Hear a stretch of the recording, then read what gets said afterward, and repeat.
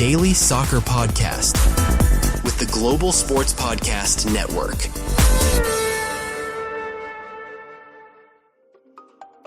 Your body is unique.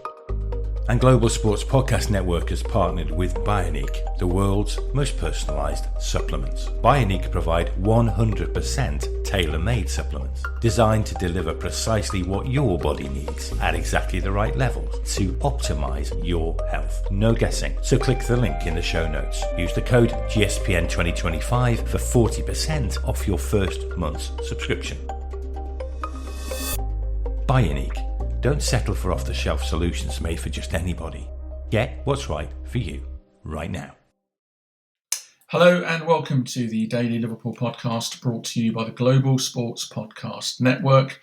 We're in the middle of the international break, so no Premier League action to preview this weekend, but there's still been plenty of things going on, plenty of talking points for us to go over, all in the company of the coach himself, Irby White.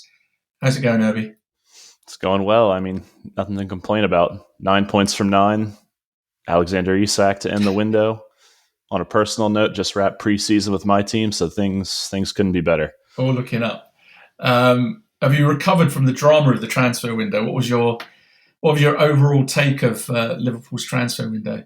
I'm sure we'll get to the Mark Gahey thing, but there was maybe just a bit of a spoiled feeling about when I woke up Monday morning that we're getting both Isak and Gahey, and then when the news came out that we weren't getting Gahey, it was just kind of, I was like a 4-year-old not getting what I want, everything I wanted, but then I realized, you know what, we're getting, let's hopefully the best striker in the Premier League. Let's prove that he's better than Haaland when he's with better players. So yeah, can't ask for too much. So I'm thrilled.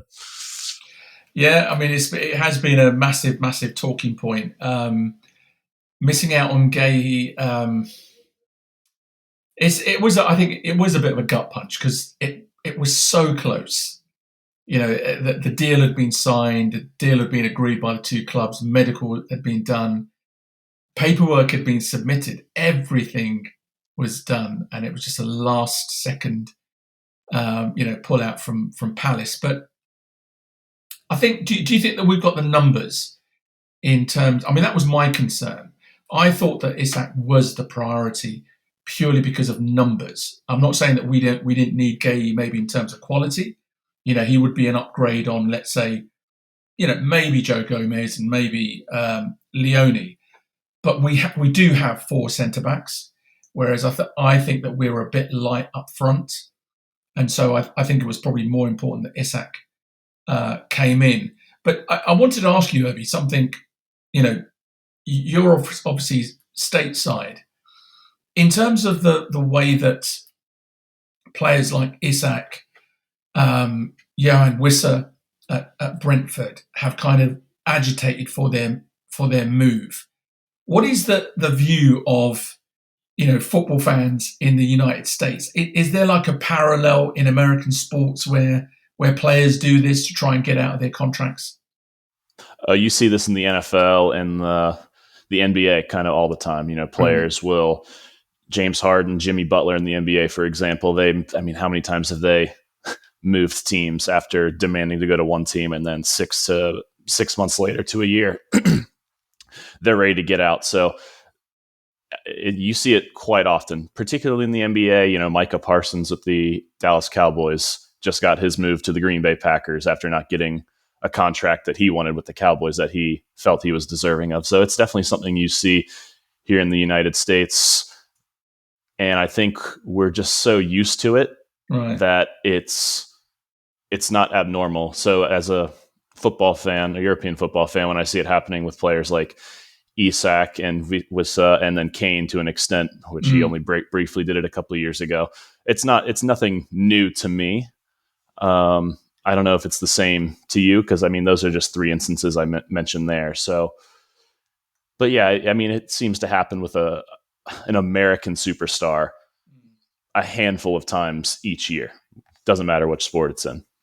I think the British press, we get really up on our high horses, as if this is like really this is so unusual. Whereas really, if you take a step back, this goes on in football quite a lot, where players are not happy for whatever reason, whether it's they want a new contract or whether they genuinely, for career reasons, they want to go to a bigger and better club and push their career forward.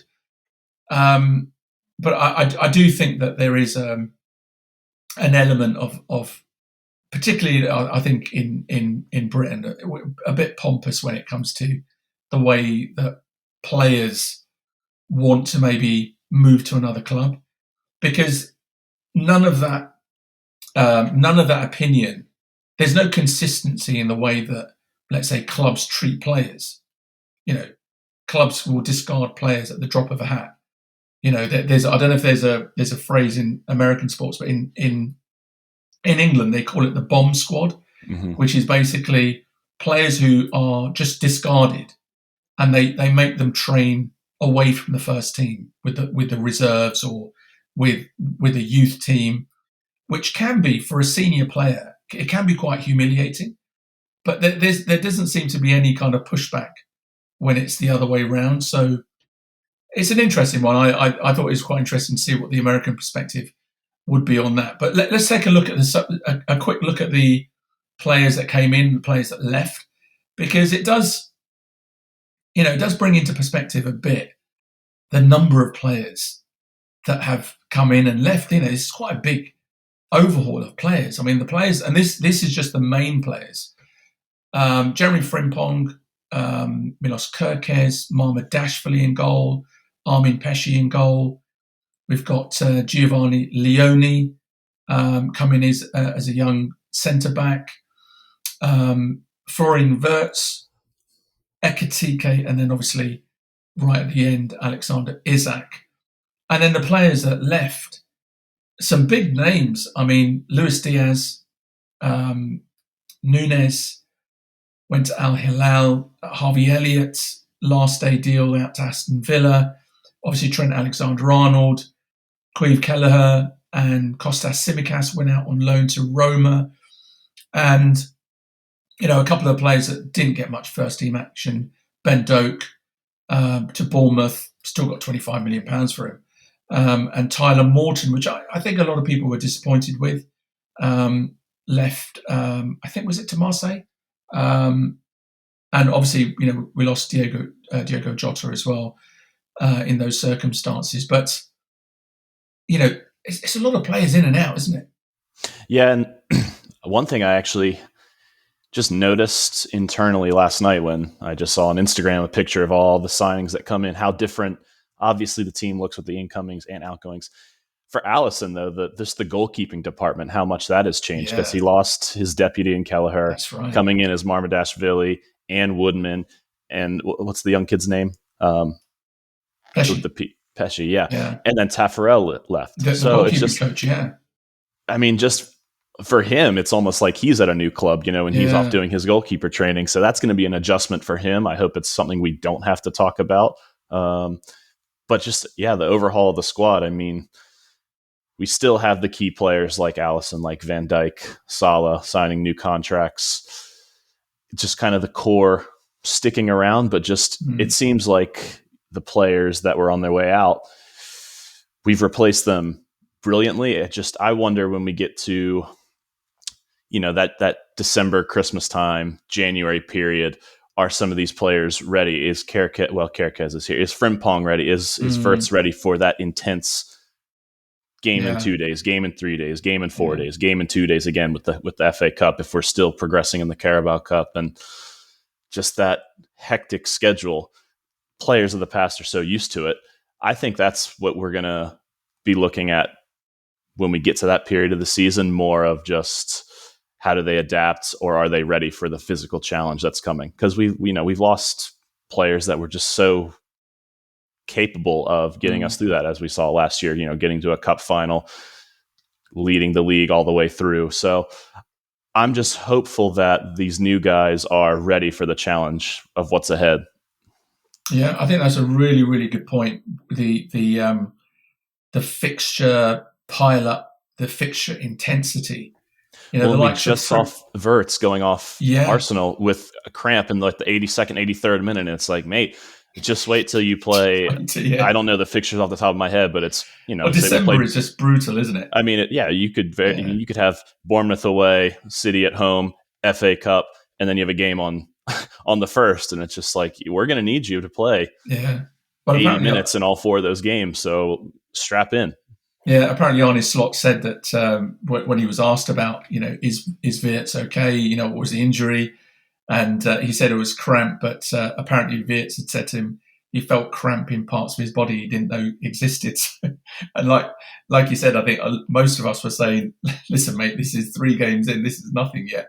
So I think you make a really good point. I think it is going to be interesting and really, I mean, crucial for our chances to see the likes of Frimpong, you know, Wirtz, the players, you know, Ekitike, the guys who have come from other leagues overseas, to see how they adapt to the sheer intensity of the Premier League. And you mentioned the fixtures. Again, I think we've got the same thing that we've got that we had last season, where I think we've got on a Wednesday we've got Real Madrid, and then on the weekend we've got Manchester City. Of course, so, yeah, you know, so you know that kind of thing is you know is going to be really crucial, which does show how much, you know, you do need a squad. This is no longer a 13, 14, 15, 16 man game now. You know, you do need a big squad. And as we you know, we are in the middle of this international break, and I certainly here in England, Liverpool fans find it really, really annoying, international breaks. We just can't stand them, especially the first one in the season, which is like you've just got yourself up for the Premier League, 3 games in, and then they're off for 2 weeks again as well. But I'm just wondering if this break could actually be of benefit to some of our players. Certainly, obviously, the ones who are out injured, the likes of Frimpong, Konate, obviously gives them a bit of time to get over those injuries. But we have seen the likes of Wirtz, as we mentioned, maybe struggling with the pace of the Premier League. You know, players like McAllister, who didn't have much of a pre-season, and they do look like they're a yard short. And even players like Andy Robertson, who's obviously very, very familiar with the Premier League, but he hasn't got many minutes under his belt this season. So maybe these guys, McAllister, Robertson, going away, you know, to their international teams is going to be a benefit to get those minutes up. Yeah, 2 of those players you mentioned, and another 2 that you didn't. I think the big one is Isak. I mean, this is a mini preseason training camp for him with Sweden. He's got 2 matches that I'm hopeful that I'll be able to get to watch here. I heard the manager say he's not going to start at least the first one. But I mean, that's a mini preseason for him. Hopefully he can just build up a little bit so he can be available. I mean, when we get back, we've got Burnley and Atletico Madrid. And you got to think that we're going to need him for those matches. And then the other one is Leone. I mean, he's gotten called up to the Italian national team. Yeah.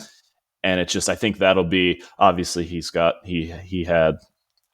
experience in Serie A, but I mean, that's a good little training camp for him to be around top players in Italy. And I mean, potentially even getting game time with them.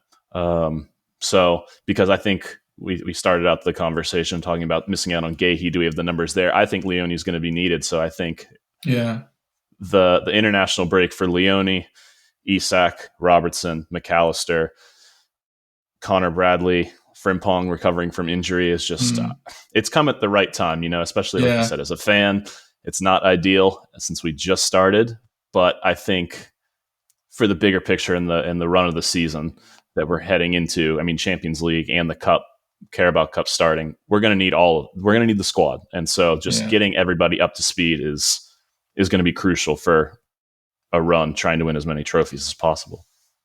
Yeah, it's an interesting point you made about Leone. And I'd almost kind of put Ekitike in that bracket as well, in the sense that Ekitike has been called up for France now. And it just kind of elevates a player, doesn't it? You know, you come to a club like Liverpool Football Club, and you know, you've got to be an established international, or at least, that's what you aspire to be, right? Because you look around that dressing room, you've got all of them are internationals. Many of them are international captains. And so I think it's really important for them, just in terms of their confidence, their status at the club, in terms of building their kind of, personality that, look, I'm supposed to be here. I deserve to be at Liverpool Football Club. So I think that's a really good point. And Leone, I think 100%. I think especially now that we didn't bring Gay in, I think it just means that Leone will, without a doubt, he will get game time, because as much as I love Joe Gomez, and I think he reminded everyone with that kind of, 15-minute cameo against Arsenal, where he was just, there's not many players who can come in, third game of the Premier League, without having any minutes under his belt and just perform to that level without being flustered. It's just, you know what, this is just another game because I've done it all. And the day before the transfer deadline shut, because there was rumors circulating of him AC Milan, potentially swapping with Palace if we were to get Gahey. So I'm sure his agent, and he'd heard the rumors, or his agent had at least said these clubs are interested in you 24 hours before the window shuts. And then you have to go and play Arsenal, who if you're going to be a part of the squad, that's going to be the team you're competing against to win the league, one of the teams.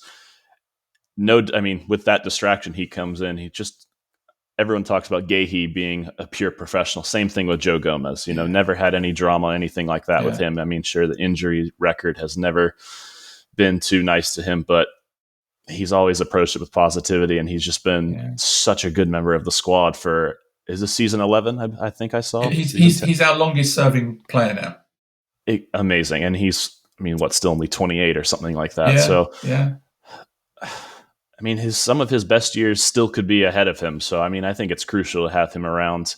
He can play right back. He can play left back, center back. We saw some weird times he played as the six. He played defensive midfield in the FA Cup, I think he's crucial to have around. And even if we were to go and get Gahey again, we've talked about Gahey a lot. He's not even a Liverpool player. But if we were to go get him in January, I still think you have to keep Gomez around just because of his versatility.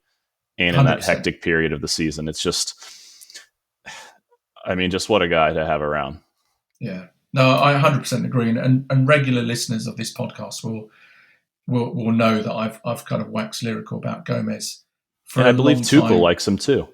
I think Tuchel's talked about him too. It's just, if he can stay fit, if he can get game time, I think he's an option for the World Cup, whether he would play or not. I think Thomas Tuchel, he passes all his different systems from a 5-back to a 3-back to a 4-back. I think he would be a valuable member of the squad for the World Cup. So I'm hoping he can stay fit just for that sake as well.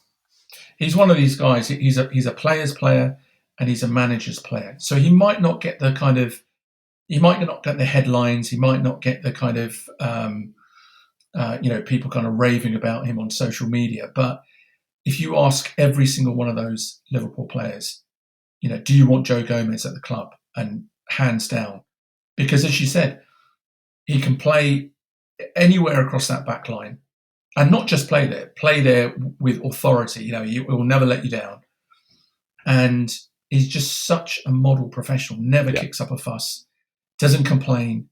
If he's asked to play left back, he'll play left back. If he's asked to play right back, he'll play right back. He'll just do a job and he'll just, carry on. And I hope what you say is true, that maybe some of his best years are ahead of him. And hopefully if he can overcome those injury problems, then hopefully that's the case. And again, I also agree, even if we do get Gay in, I think having someone like Gomez who can just play across that back line, those players they just don't exist. They're very, very difficult to come by. So, but if you look at, we've already mentioned that the number of players that have come in and left, it's quite it's almost like a revolution as opposed to an evolution. And FSG have done this before, maybe not to this extent, but even when we had that kind of midfield rebuild, straight away it was like Wijnaldum, Henderson, Fabinho out, and then we bring in the likes of McAllister, Gravenberch, Sabozlai. And I think sometimes it's quite a risky move because it's historically Liverpool used to have a phrase of like 2 in, 2 out. Like even at our most successful periods, it was like, okay, 2 players out, 2 players in. Whereas you're seeing this much more kind of aggressive churn of players under FSG, but you've got to say it hasn't failed.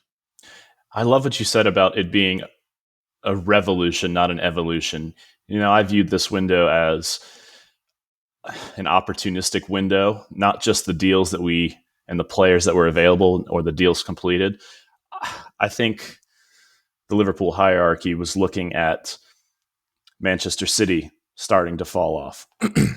Arsenal can't get over the line. And so maybe those are 2 squads that are starting to deteriorate, that are going to need a bit of a evolution of their own over the next couple of windows, and viewed this summer as we've got the money from just our success on and off the pitch. Let's go and build a squad that's capable of competing for the next 4 or 5 years and potentially dominating. It's hard to dominate English football, but I think they just viewed it as a window of these 6-7 players not only are ready to play for Liverpool, but they're young enough to be a part of the squad for 5-6 years, hopefully winning multiple leagues and Champions Leagues and cups, while the the other 2 clubs that have been competing for the league the last 3 years are starting to stumble a little bit. They just viewed this as we can go win and dominate and kind of put Liverpool back on that perch of they were in the 70s and 80s and be the team in England for half a decade. And I think, it's just they were ruthless. We've talked about Arne Slot being ruthless as a manager, and I think we'll get onto that point when it comes to Chiesa in a little bit. But I think that idea and that philosophy is kind of just circulated throughout the club, with just from Billy Hogan to just everybody in the Liverpool hierarchy just has that same kind of model in their head. And I'm excited for what's to come. This is particularly this season. So, yeah, I'm glad the window's finally shut too. I'm tired of scrolling on X and Instagram, doom scrolling for any kind of just snippet of just hope. Oh, we're getting this player, and focusing on the football for the next 3 months before we do it all again in January. Because I just have a sneaky suspicion we'll go for someone, whether it's Gahey or someone else. I don't know. I just have this feeling that there's someone unnamed that we'll be going after, whether it's a forward, midfielder. But I'm glad we don't have to deal with that for 3 months. See, this is what it's done to us Liverpool supporters, right? We've kind of raised our expectations that we're going to do big things in every transfer window. But it's interesting that you mentioned about the opportunity that the club saw, the kind of football landscape across England, where City are at the moment. And, you rightly pointed out that Arsenal just haven't been able to get over the line. And maybe this was an opportunity to really kind of stamp our authority and really go, not just win, but dominate. And one of the criticisms that FSG that was levelled at them was the last time under Klopp, when we won the Premier League and we won the Champions League, there was this perception that we didn't really then go and really aggressively attack the market and kind of build on that. But I think that, in their defence, I think one of the things that FSG are you mentioned ruthless, and I think that's correct, but I think they're also quite disciplined in the sense that I think the financial conditions for the club, when we won the Premier League last time and the Champions League under Klopp, I don't think that they were quite there yet, to do everything that they've done this summer. Whereas if you look at now, we've got the stadium pretty much done. The AXA training ground, which is just like a world-class facility now, is done.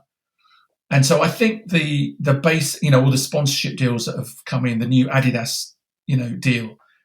And I think all of those components coming in now, and Liverpool have just thought, right, we've placed those building blocks there, and now let's just really kick on. So I think it is really, really an exciting period to be a Liverpool supporter. And let's see where it takes us. But we're going to go to a very quick break, and then when we come back, we're going to look at some of the tactical options that maybe have opened up for Arne Slot after this summer transfer window.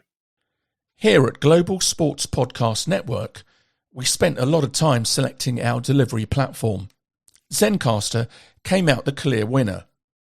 With 4K video recording from your phone and AI editing that automatically removes all those ums and ahs, it's super easy to start a podcast that sounds great and is delivered efficiently. If you're ready to tell your story, check out the link in the show description to learn more about Zencastr. Irby, there's been a lot of talk and speculation around how Arne Slot will fit his kind of new players together, particularly his new attacking options that he's brought in together. We bought Ekitike first. It looked like he was going to be our main number 9 after selling Nunes. And then we go in and get Alexander Isak.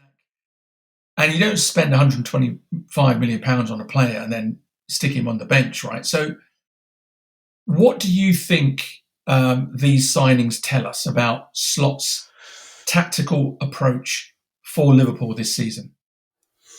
I think he wants options and flexibility to play multiple systems and multiple shapes. I kind of want to wrap I don't want to say Mark Gahey's name again after this, but part of me thought in some games, maybe away from home, or I think there was an idea to even play a 3-back with Gahey, Konate, and Van Dijk. If you kind of look at their 3 profiles, Van Dijk in a 3-back can play the center of a 3. He's done that with the Netherlands. Mark Gahey historically has kind of played as a left-sided center back anyway at Palace. Sometimes they play a 5-back, 3-back. But in a 4-back, he can play that left-sided center back, and Konate's always played as a right-sided center back. And so I think there were some matches where he was going to consider playing a 3-back, Kerkez on the left, and I think Frimpong would have been the one that actually suffered with Sabozlai kind of playing that right wing-back out of possession, and then with the ball, I think Kerkez and Sabozlai would have kind of tucked into midfield and just had a rest defense of 3 dominant center backs. Now that that's not completed, I think it gives him now the flexibility as well to play different midfield shapes, but also different attacking shapes. I still think he'll play Hugo Ekitike with Isak. Everyone's talking about a 4-4-2 potentially with Salah off the right and Wirtz off the left, and he can kind of tuck in and link up play when Kerkez goes, and then Frimpong can attack down that right side. I still think he's going to be the player that suffers a little bit because, I think you'd agree that Sabozlai has to play, right? He's got to play. He's got to play. And so is he going to do kind of that inverted Trent role a little bit and letting, Gravenberch or McAllister kind of be a double 10 with Wirtz? I'm not sure.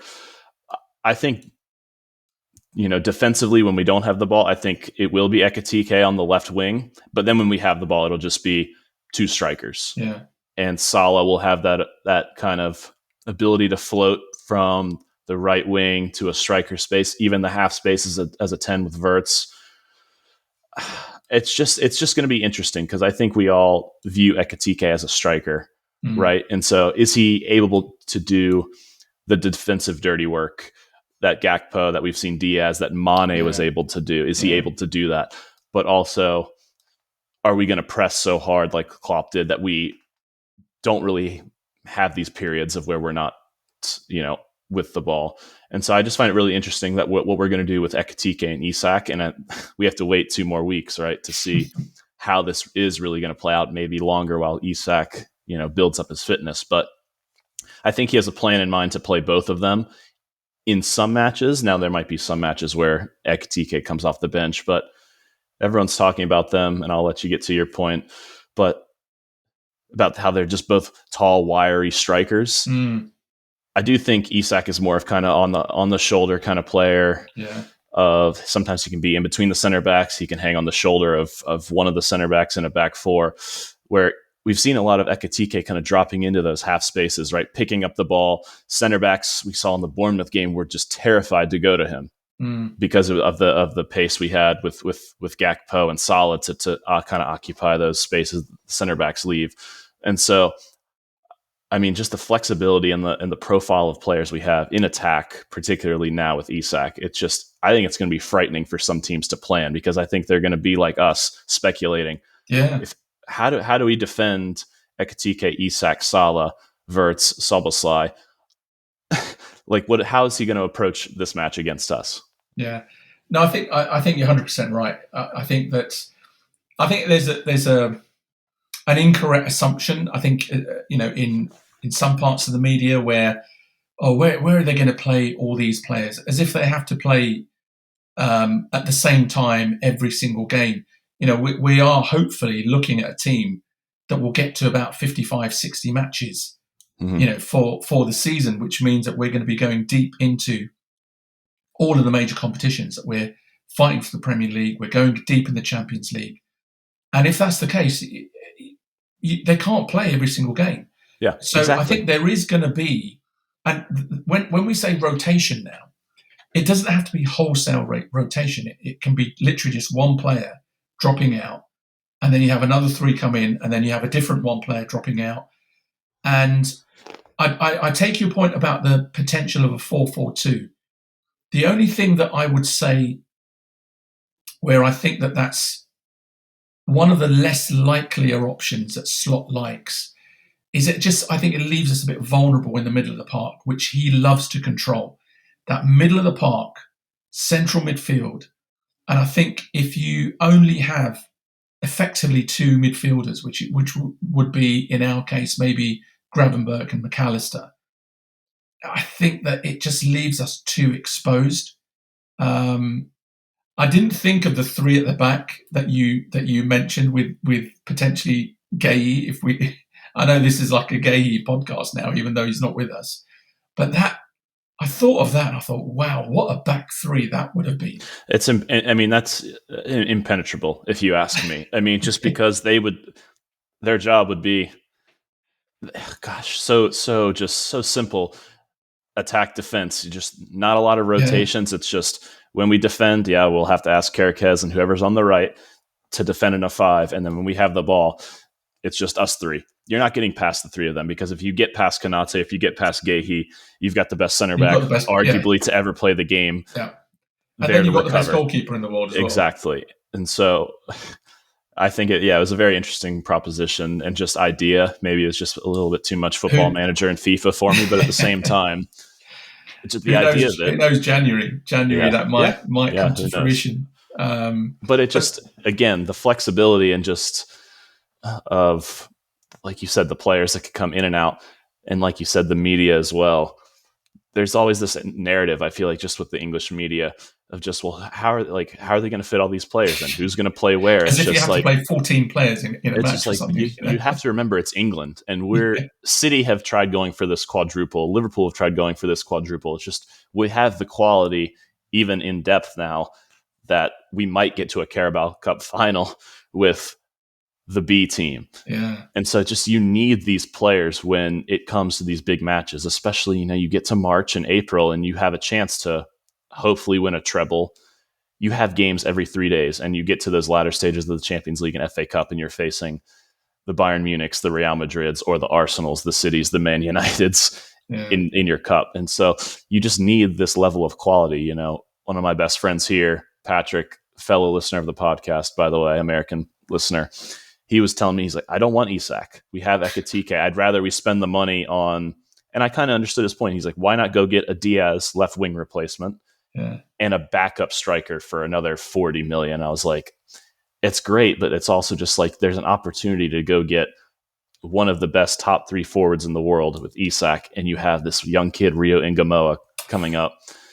It's just like, why block his pathway with him? I mean, that would make him 7th choice forward, arguably, with Chiesa. So he just didn't understand. He's like, where are they all going to play? I was like, if we play 60, 65 games, they're both going to get 25, 30 starts in all competitions. They're going to get so games. You need these players. You need these players.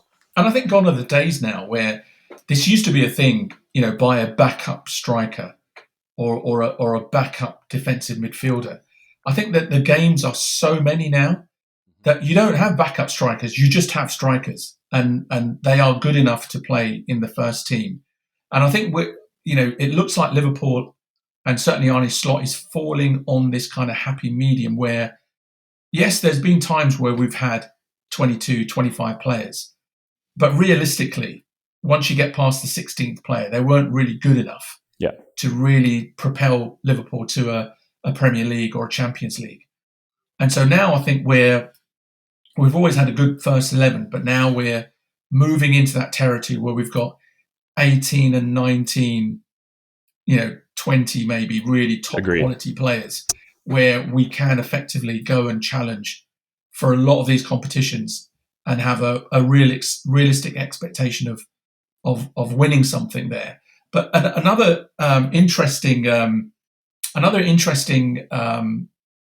development is at right back, and it's something that has come up maybe even by accident because of the fact that Frimpong was out and Conor Bradley, wasn't quite up to match fitness, and that is Dominic Sabozlai moving into right back, and all of a sudden you've got this guy who's got an unbelievable engine. I mean, I don't know if you saw some of those clips of us, we're attacking.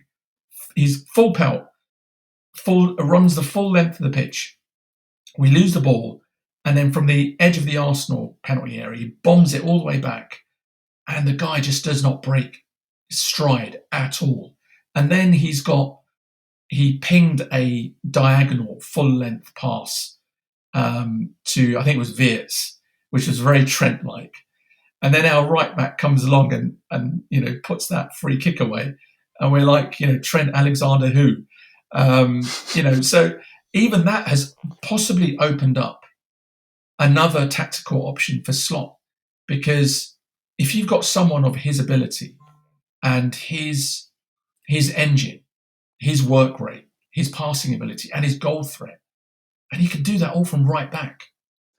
I mean, it's incredible. I mean, we've kind of, I don't know if the cycle is ending of these inverted fullbacks, going into midfield. Yeah. It was like a little bit of a trend for 2-3 years, and then maybe it's fading a little bit. Like, for example, we've gone for Kerkez and Frimpong, these modern kind of attacking outside backs. But it's funny what you said about him, just the engine. It's just compare him to Roger Federer a little bit. Just 90th minute of a game, fifth set, it just doesn't look like he's broken a sweat, right? Yeah, and so it goes back to the point. He has to play. And it's just, I feel like you could plug him really anywhere. Do you want him to be a plug and play player? I'm not sure.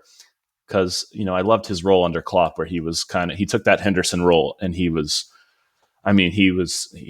did Trent's dirty work, he was able to pop up in those spaces to score goals as well. It's just, we have such with Wirtz coming in, the point I was about to make, exactly. Even we spoke about the rotation in the forward line. I think there's going to be rotation in that midfield line and we saw this at the back end of last season where, McAllister and Gravenberch kind of ran themselves into the ground, and come kind of February, March time, you could see them really quite heavy legged. Whereas if you're now, because in the early pre-season, Sabozlai was playing that double pivot, the number 6 role. And so I think that he will, he might not like this, but I think that he will be someone who plays lots of different positions to give maybe McAllister a break in defensive midfield. He might go to right back. He might play attacking midfield when Wirtz is not playing. But there's also the Frimpong situation as well, which I think could be quite interesting, especially during the December-January period when Salah goes to AFCON for, what could be between, 5, 6, 7 matches. Yeah. And Frimpong, he could quite feasibly be stuck out on that right wing. And then you might have Conor Bradley or Sabozlai playing at right back. So again, there's a lot more tactical flexibility there.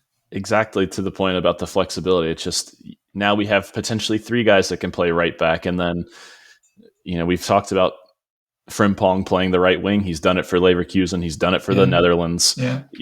In different systems, of course, rather than our traditional 4-3-3. But still, he has not just like a handful. I mean, he's got years of experience doing that in just different seasons, different systems under different coaches. I hope Federico Chiesa will have something to say about that come January.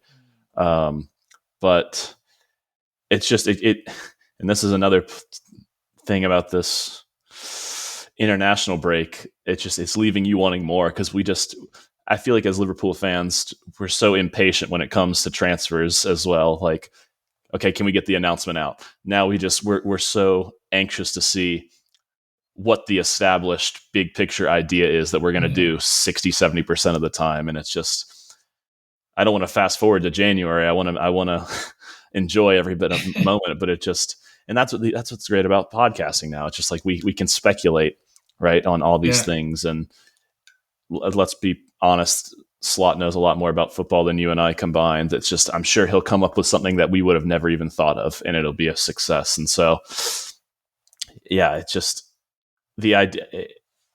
And it goes back to the squad. It's just, at least we have the squad now to do all of these things that we're speculating about. Yeah. And it leaves you feeling comfortable, even if there are, Salah goes to AFCON and then there are injuries. It's just, we have all these pieces in place. And then we also have these young guys in place too. That could also Rio. Hopefully step up. We've got Rio that we've talked about. I don't think we've talked about Nyoni enough. Yeah. Stefan Bajcetic is that's another really firmly back in the squad now. Yeah, so. And I'm so pleased for him that he is back, and hopefully if he can get over those injury problems, I really genuinely think that he's someone that can really make a massive difference to our midfield in terms of just adding that quality depth. So he's another, one to look out for. But you mentioned Chiesa, so let's have a little pivot to the announcements of the Champions League squad. Now there's a 25-man squad. We only announced 22 players because of the limit of overseas players. You've got to have a certain number of homegrown players, which and that's why we've only gone for 22 players. No room for Chiesa. You got to feel for the guy, because he got hardly any game time last season. And again, absolute model professional. You never saw him kind of kicking up a fuss. You never even saw him sulking, which as a seasoned Italian international who's come from Juventus, right? You wouldn't blame him for having, let's say, a long face if he was sat on the bench. You'd think, okay, right, he's an elite professional. He wants to be playing.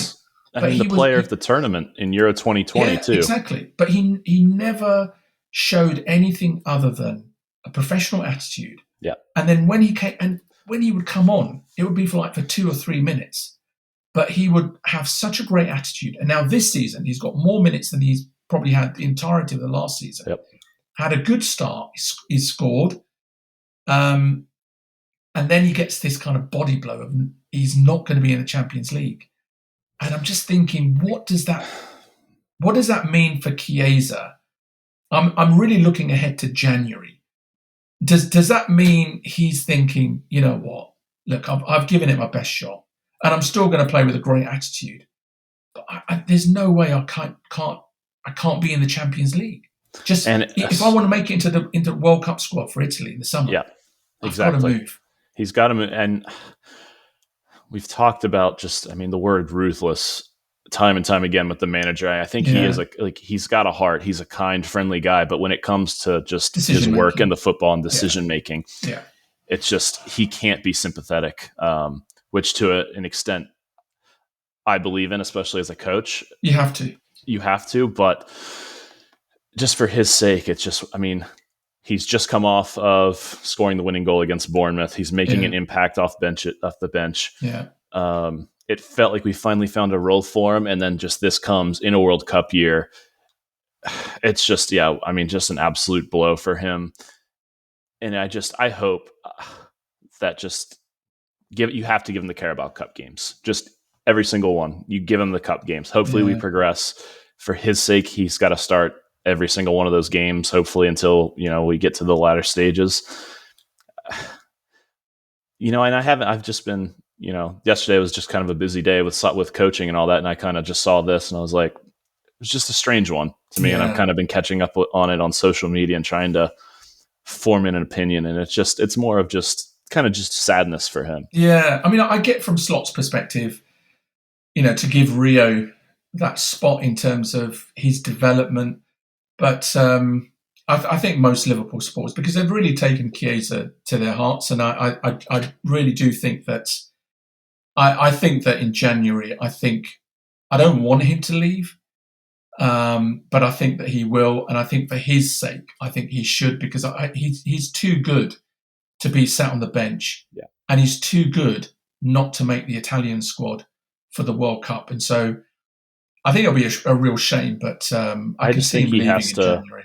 I think he just has to stay. Selfishly, again, that might just be from Slot's point of view as well. It's just Salah's going to be gone.